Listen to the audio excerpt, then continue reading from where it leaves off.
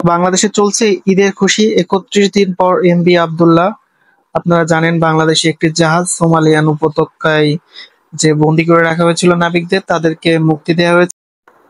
তো এর পিছনের ইতিহাস আসলে অনেক কঠিন, আর যে বিষয়টা আমাদের সকলেরই আসলে মনটাকে নাড়া দিয়েছে।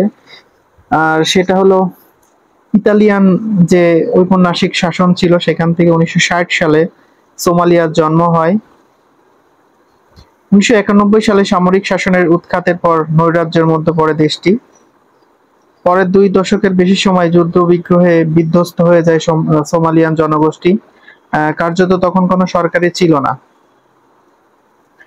আর এই সময়টায় আফ্রিকার মধ্যে দীর্ঘতম উপকূল সমৃদ্ধ দেশটির জলসীমা নিরাপত্তার কোনো কোস্ট গার্ড বা বাহিনী ছিল না, যেটা আসলেই এখন কল্পনা করা যায় না। তো এর কারণে বিদেশি মাছ ধরা বিভিন্ন জাহাজ এই অঞ্চলে আসতে থাকে, এবং এতে করে কি হয়, স্থানীয় যে জেলেরা তারা ক্ষতিগ্রস্ত হতে থাকে। ফলে দস্যুবৃত্তির দিকে তারা ঝুঁকে পড়ে।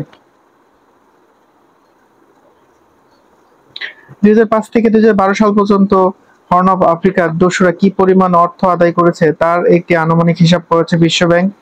আর যেটা শুনলে আসলে সবাই অনেক চমকে যাবে। বিষয়টা হচ্ছে, জলদস্যু করে জিম্মি যে যাদেরকে রেখেছিল তাদের কাছ থেকে ৩৫০ থেকে ৪০০ মিলিয়ন মার্কিন ডলার আদায় করেছে তারা। এটা আসলেই অনেক বেশি।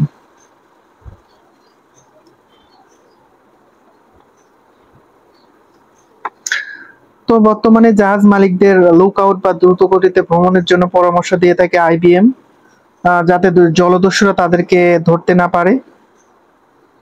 আসলে জলদস্যুরা ঝটিকা আক্রমণ চালায়, প্রায় তারা মাঝরাতে অন্ধকার সময়ে জাহাজগুলোকে আর কি আক্রমণ করে বসে।